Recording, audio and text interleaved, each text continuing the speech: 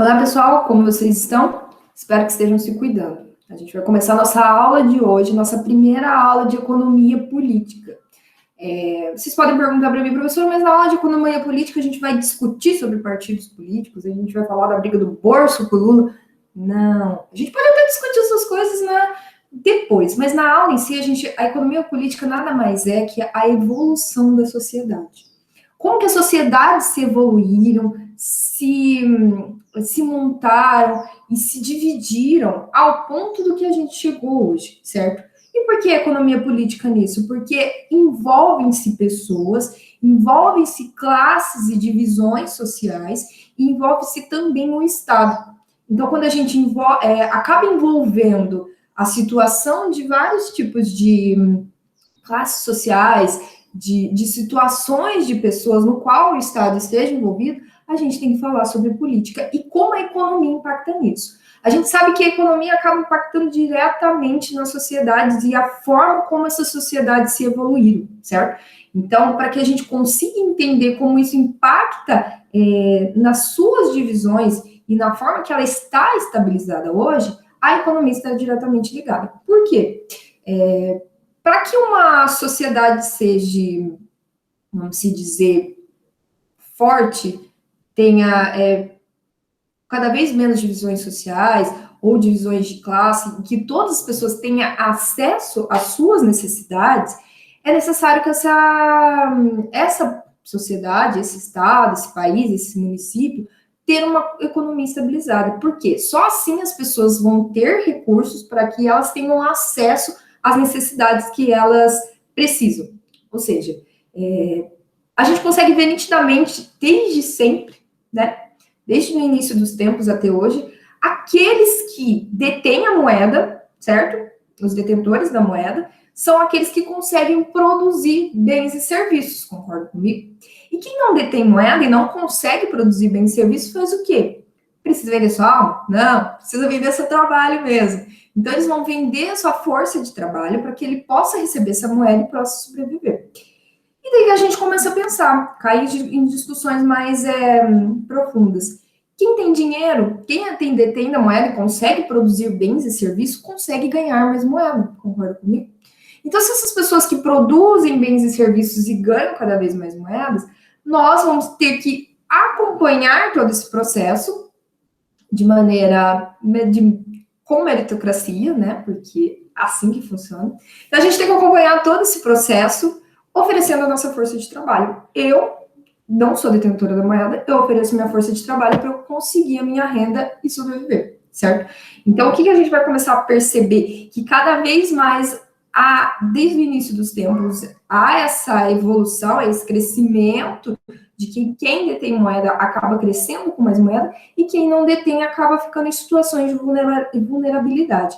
Então, é isso que a gente precisa entender. A gente precisa entender que a gente, como economista, não tem que saber somente ganhar dinheiro, certo? A gente não tem que saber somente que que nós vamos ganhar dinheiro, ensinar as pessoas a ficarem ricas dentro do mercado monetário, que foi a aula há pouco que eu gravei para vocês. A gente tem que entender que a gente é uma política, é um curso social. A gente precisa entender que outras pessoas também estão envolvidas nessa economia, não só as pessoas que estão gerando riqueza. Bom, se eu ficar aqui conversando com vocês, eu vou falar um monte de coisa. A aula de hoje, basicamente, para a gente ter uma introdução dessa economia política clássica, de como começou e como houve essas percepções, ok? Vou compartilhar na minha tela com vocês e, se tiverem dúvidas, vocês colocam aqui no videozinho, depois eu tento responder. Depois a gente vai ter nosso encontro também para a gente conseguir conversar melhor sobre tudo isso e a gente discute melhor. Então, hoje a gente vai falar um pouco sobre economia política clássica. Então, é a nossa aula inicial sobre economia política. Peço que vocês pensem muito sobre isso, tá? Ao longo do ano. E vocês pensem, como é o último ano de vocês pensem bastante como vocês podem ajudar como um todo, certo? Como que a atuação de vocês como economistas, que até o fim do ano vocês vão ser formados, pode estar ajudando a sociedade como um todo. Ok? Pensem dessa forma, e a economia política ajuda a gente a pensar muito nisso. Não só a gente debater sobre que partido está certo, que partido está errado, mas a gente tem que ter conhecimento do que está certo e do que está errado. Não só a partir do que pregam, certo? Quero que vocês pensem muito nisso, do que realmente é certo e errado, independente de qualquer coisa, ok? Então, quando a gente fala em economia política, a gente fala nisso, pensar na sociedade como um todo, tá? Vamos lá. Então, os principais pensadores da economia política clássica foram Smith e Ricardo. Ambos representam diferentes concepções teóricas e podemos a gente dividir ela em suas características. Então, os primeiros pensadores que a gente vai ver envolvido na economia política clássica vai ser Adam Smith e David Ricardo. E eles possuem algumas diferenças que a gente pode dividir, que classicamente a gente vai conhecer melhor o ponto de vista dos dois, ok? Então, a primeira característica se refere à natureza mesmo da teoria, né? A própria natureza da teoria, que não se trata de uma disciplina particular, especializada, que procurava recortar da realidade social um objeto específico econômico e analisá-lo de forma autônoma. Olha, tá errado. Então, o que foi o conceito inicial? A primeira característica desses pensadores, eles perceberam que não tem como você recortar o objeto econômico dentro da sociedade e analisá-lo em separado. Então, ó, a gente está falando de economia, a gente está falando de moeda, então vamos tirar toda a sociedade, todo o conceito que se tem aqui em volta e tratar só esse objeto, que isso não era possível. Então, para esses dois autores, centrava sua atenção nas questões relativas ao trabalho, ao valor e ao dinheiro. Então, quando eu estou falando de economia, eu estou falando de dinheiro, certo? Mas eu não consigo falar só de dinheiro, eu preciso entender o valor e o trabalho para que eu consiga gerar recursos, certo? Então, eu vou conseguir somente desenvolver uma economia quando eu conseguir voltar minhas atenções, né? Para o trabalho, para o valor e para o dinheiro. Então, quando isso começar a caminhar junto. Então, a economia política ingressava a compreender o conjunto das relações sociais que estavam surgindo do antigo regime. Ou seja, com a queda do Império Antigo, né, do antigo regime, as relações sociais começaram a mudar. A estrutura social começou a mudar. Por quê? Porque houve-se a intervenção, a princípio, da igreja, que ela era vamos dizer, o Estado maior naquele momento, né? Então, a igreja era que mandava após a queda do antigo império, a igreja que comandava, e com isso começou a mudar as relações e vindo um novo regime. Por quê? Porque a igreja ela representava como Estado, e após a igreja tinha os senhores feudais, e depois vinha o feudo. Então, essa estrutura começou a se perceber de que essas relações sociais acabaram se transformando, certo? Então, existia-se o Estado, que no caso era a igreja, e que posteriormente teria o Estado mesmo como representante total, e que essas relações sociais acabariam impactando diretamente na forma de como a economia iria gerar naquele período. Eles almejavam compreender, esses dois autores, o modo da sociedade que estava surgindo nas entranhas do mundo feudal. Por isso, a economia política surgia como uma teoria social que oferecia uma visão social, porque eles começaram a perceber que dentro daquela, né, dessa nova sociedade que estava vindo do sistema feudal, a economia política iria auxiliar a compreender melhor como essas classes eram divididas, né? Qual que é o poder que a igreja tinha, o que ela representava, o Estado, qual o poder que o Estado viria ter e como ele iria representar, bem como os senhores feudais, os detentores da moeda, que iriam produzir bens e serviços, e a classe menor, né, que é a base de tudo isso, que, vamos dizer, que precisa oferecer os seus meios de trabalho para que ela conseguisse algum tipo de renda. Então, as características da economia política, uma vez descoberta pela razão humana, permanece inviolável na sua estrutura fundamental. Então, desde que Adam Smith e David Ricardo começaram a perceber a economia política, né, a necessidade delas, então, ela tem essa divisão e a gente consegue perceber, ela até hoje, que é o dinheiro, o capital, lucro, salário, mercado e propriedade privada. Então, essas estruturas são fundamentais para qualquer tipo de sociedade. Por quê? O dinheiro vai gerar capital, quem detém o capital consegue gerar lucros, e com isso ela vai oferecer salários para todo o mercado. é através da propriedade privada. Então, isso ao longo do tempo a gente vai começar a perceber que desde a queda do antigo império, com o novo regime, até os dias atuais, a gente tem essa estrutura, né? Essa estrutura permanece inviolável. Essas categorias marcam a luta da burguesia contra o Estado absolutista do antigo regime. Porque a burguesia começou a perceber que quando o Estado teve-se o poder, né, da sociedade, vamos dizer, o poder de controlar todo o sistema, depois do Estado vinha a igreja, a burguesia começou a perceber que eles estavam meio que perdendo com isso, né? Perdendo o status que eles tinham. Lembra que a gente teve uma aula que, se eu não me engano, História do Pensamento Econômico, que a gente falou um pouco sobre isso, sobre aquela questão do status que se tinha, que a burguesia tinha muito isso, e ela começou a perder um pouco desse poder. Então, nesse período, a gente vai começar a perceber essa luta, né, da burguesia contra o Estado absolutista, que ele meio que estava mandando em tudo. Então, a economia política clássica, ela vai se caracterizar no ideário da burguesia no período em que as classes estavam na vanguarda das lutas sociais, conduzindo o processo revolucionário que destruiu o antigo regime. Então, a burguesia conseguiu, através das lutas sociais, né, que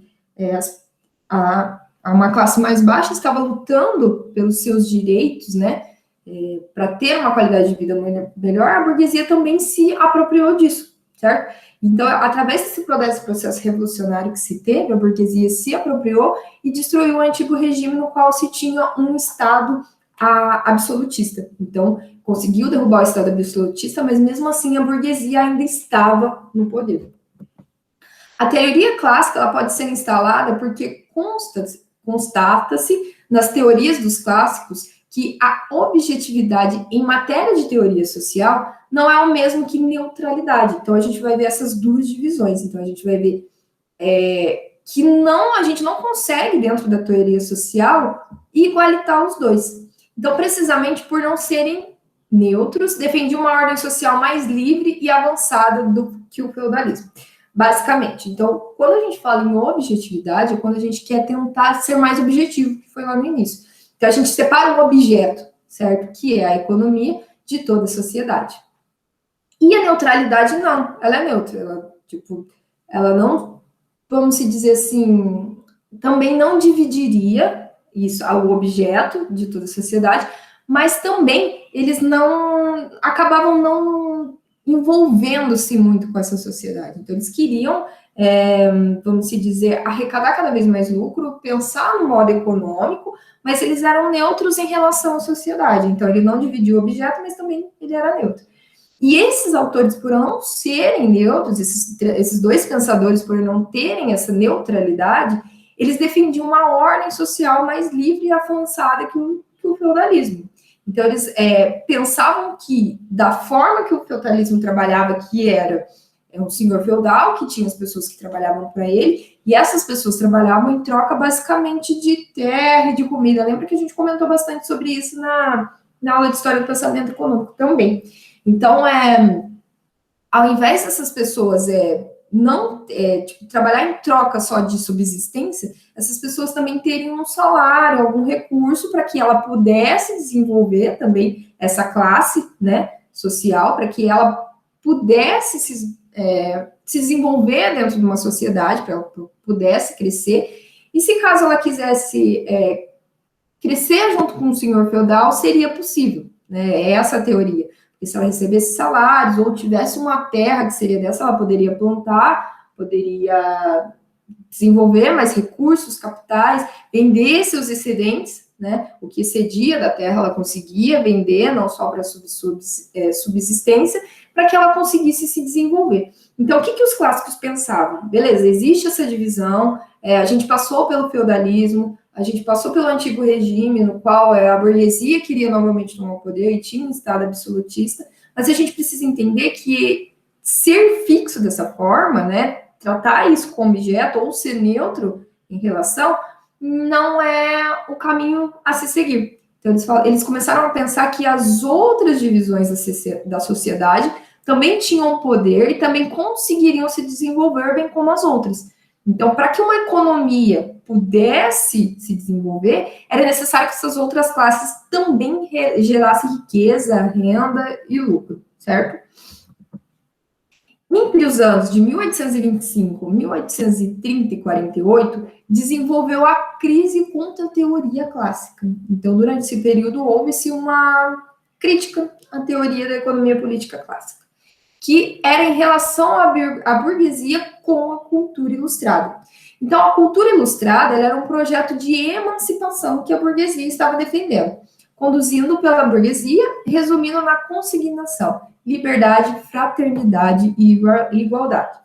Então, a burguesia ela queria conduzir a cultura ilustrada contra essa política clássica que a gente comentou agora. Por quê? Porque a burguesia queria se permanecer no poder, né? A gente vê muito essa frase, liberdade, fraternidade e igualdade, naquele livro do Revolução dos Bichos, do Orwell, que é muito bom esse livro, tá? Quando a gente fala de economia política, é muito difícil a gente não falar desse livro, porque ele mostra basicamente a estrutura do antigo regime, né? No qual se tinha o homem em relação aos animais, os animais só... quem leu depois comente, tá? Que é muito bom. Que os animais só geravam recurso para o homem e não tinham nada com isso, né? Então, quando os animais se revoltam, quando há a revolução dos animais dentro da fazenda, eles destroem o antigo regime, né? Destroem o homem e surge a nova classe burguesa, né? No qual, ao longo do livro, tem um filme também que é mais resumido, né? Que geralmente passa nas escolas.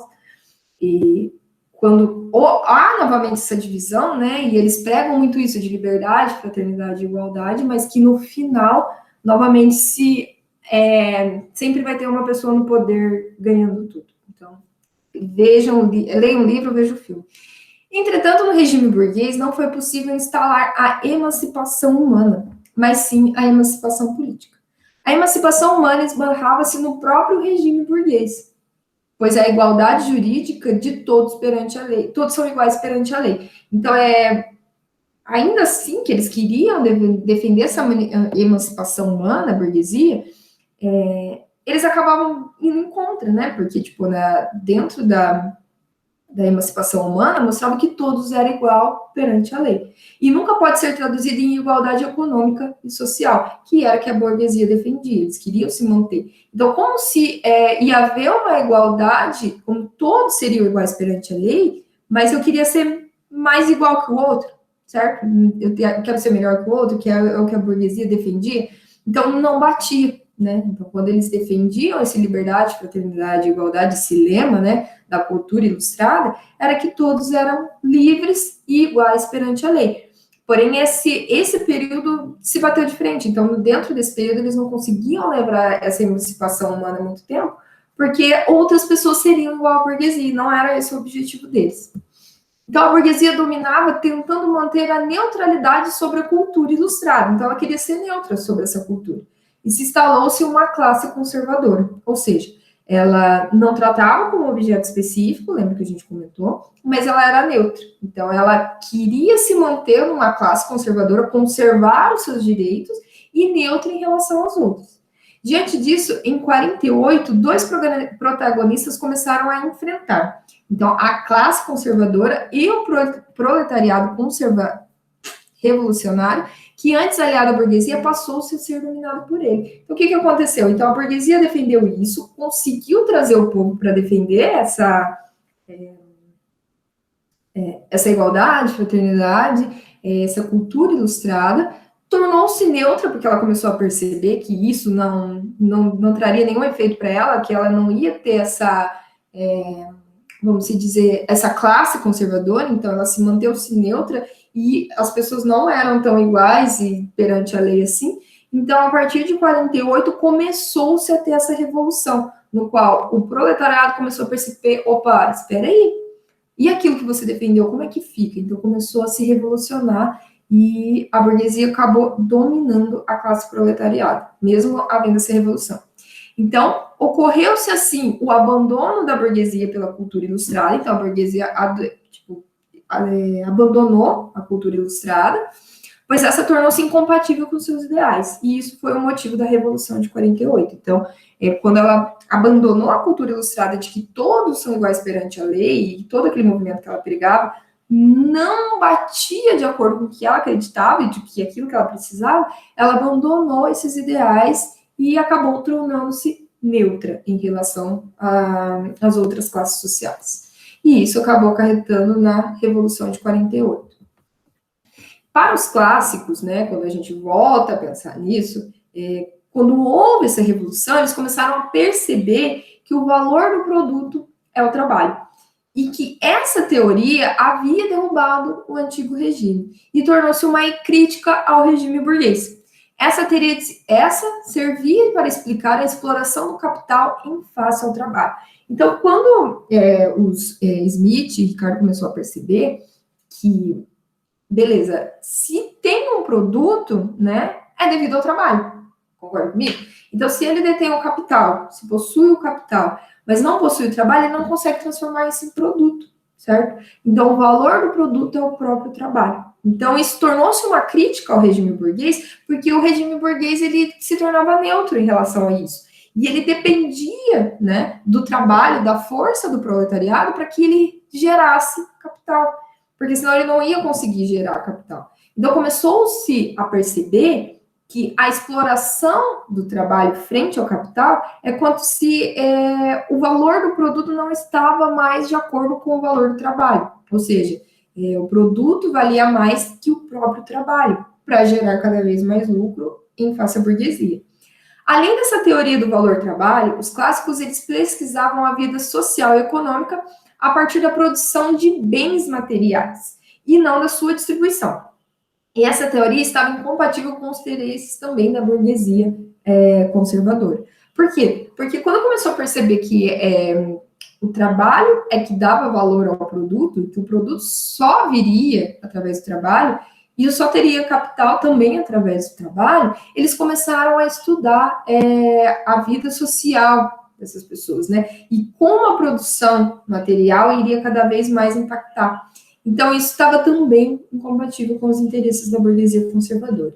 Então, ambas teorias foram recuperadas em favor da massa trabalhadora, porque esses dois pensadores começaram a perceber que a economia em si dependia de uma classe social diferente da burguesia. Então, era a burguesia que detentia o capital, era a burguesia que estava no poder, mas não era a burguesia que gerava os bens e serviços da sociedade. Não era a burguesia que transformava o trabalho, que transformava isso em produto para venda. Então, quando essas duas teorias, a teoria do valor trabalho e a teoria do valor produto, foram pensadas, foram criadas, foram em favor da massa trabalhadora, porque eles começaram a pensar, poxa, são eles que produzem, são eles que trabalham, mas não são eles que ganham os créditos, ficam tudo para a classe burguesa. Na segunda metade do século, ocorre a sua inteira dissolução da cultura ilustrada. Então, ela foi se dissolvendo, porque isso não batia de frente com os interesses da burguesia. Então, ela foi se dissolvendo, essa cultura ilustrada. De fato, o que resultou na dissolução da cultura ilustrada, da economia política clássica, são duas linhas de desenvolvimento teórico mutuamente excludentes. A investigação conduzida pelos pensadores vinculados à ordem burguesa e a investigação realizada pelos intelectuais vinculados ao proletariado, no caso, Karl Marx. Então, a gente houve essa dissolução da economia política clássica também, no qual Adam Smith e David Ricardo trouxe a teoria do valor produto e do valor trabalho e começou a pensar em relação à classe proletariada como geração de riqueza naquele período. Após essa dissolução da cultura ilustrada e da economia política clássica, houve-se os novos pensadores, que uns eram vinculados à ordem burguesa, né, e outros eram vinculados ao proletariado. A gente fala de ordem burguesa, que é a relação da geração cada vez mais voltada para o capitalismo, gerar cada vez mais capital, e não pensando no proletariado.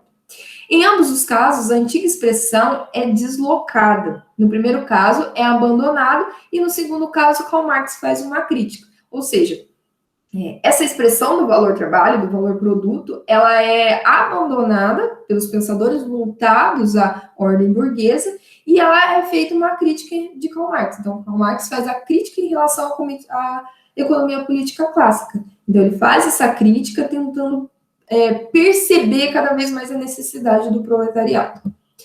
Ambos os casos, a nomenclatura sinalizam alterações na concepção teórica, relativa aos valores, ao objeto em si e ao método de pesquisa. Eu acho que eu duas vezes, perdão.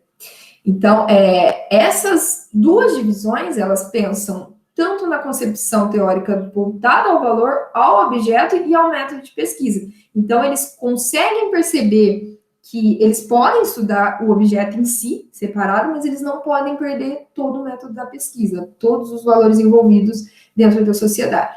Surgem-se vários pensadores que resultou numa diversidade de escolas, que é o que a gente estuda na história do pensamento econômico. Então, várias escolas resultou-se a partir disso. Então, com isso, construiu-se as ciências econômicas que marcam a verdadeira ruptura com a economia política clássica. Então, todos os pensadores que vieram após David Ricardo e Adam Smith vieram teve essa ruptura e pensando nessa nova pensamento de ciências econômicas que a gente estudou também lá atrás. Assim, as características de propriedade privada, capital, salário, lucro, fizeram parte de qualquer forma de organização social, normal ou civilizada, e devem ser sempre preservadas. Então, o que a gente percebe é que não se tinha essa divisão social e essas características de propriedade privada, capital, salário e lucro, a questão do valor trabalho, de que o trabalho gera valor ao produto, ela foi preservada ao longo do tempo, que até então os economistas clássicos não tinham estudado ainda, vamos dizer, não tinham tido essa percepção até então. Ok? Voltando aqui com vocês. Bom, o que a gente pode perceber na aula de hoje? Que a economia política clássica, ela veio para trazer esse pensamento que até então era inexistente, que era essa divisão que se tinha das classes sociais, certo? Então, até então não se tinha essa percepção. Começou-se a perceber isso através da queda do antigo regime. Então, quando a burguesia começou a tomar o poder, começou a se instalar, começou-se a perceber que era importante estudar as outras camadas, não só o objeto em si, não só a economia em si. Era necessário também pensar quem que gera toda essa economia, né? Quais são as pessoas envolvidas? Que se essas classes menores não eram o que gerava tudo isso. E mesmo ela se tornando a burguesia, tentando ser neutro, tentando buscar um novo tipo, vamos dizer assim, de geração de riqueza, era ainda muito difícil, não se tinha esse pensamento de divisão. Então, tudo isso vai acabar acarretando nos nossos estudos. Por quê? Porque até hoje essa questão de lucro, salário, propriedade privada, tudo isso está envolvido na sociedade e dentro da economia. Então, a gente deve pensar da seguinte forma: beleza, existem os detentores do capital, existem os detentores da moeda, mas existem também as pessoas que estão produzindo tudo isso. Quem está produzindo tudo isso está ganhando valor, está ganhando salário, está ganhando lucro. Me diz o que vocês pensam também sobre isso. Se esse pensamento inicial da economia política clássica, né, da teoria clássica, acabou auxiliando ou desenvolvendo ou não esse pensamento para os novos pensadores que vieram depois. Ok? Pessoal, até mais. A gente vai discutindo mais sobre esse tema e na próxima aula a gente vai dar mais uma evoluída. Ok? Muito obrigada e até logo.